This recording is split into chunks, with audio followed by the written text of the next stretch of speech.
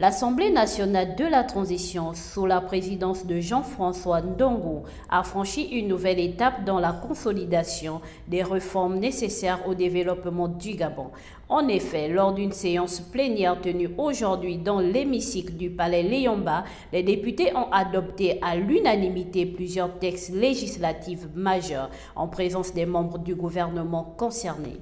Parmi les lois adoptées figure la loi de règlement gestion 2022 qui permet de clôturer l'exercice budgétaire de l'année en question, contribuant ainsi au renforcement de la rigueur et la transparence dans la gestion des finances diplomatiques. Ce texte exprime la volonté commune du gouvernement et du Parlement de la transition d'assainir les pratiques budgétaires et d'optimiser la confiance des citoyens à l'égard de leurs dirigeants.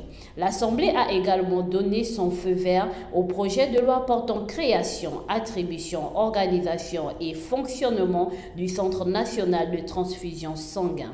Cette initiative stratégique vise à la fois la structuration et la modernisation des services de transfusion sanguine, une composante vitale pour la santé publique de notre pays. Enfin, les députés ont approuvé la proposition du projet de loi relative à la répression des actes de pollution de la mer par l'eau. Il est à signaler que 3 membres du gouvernement de la transition ont pris part aux travaux de cette plénière, dont Muriel Minkwe, épouse Minsa, ministre de la Réforme des institutions, Adrien Mungungu, ministre de la Santé, et Charles Mba, ministre des Comptes publics. L'adoption à l'unanimité des 10 textes traduit à n'en point douter la détermination des députés à jouer pleinement leur rôle pendant cette période charnière de la vie du pays.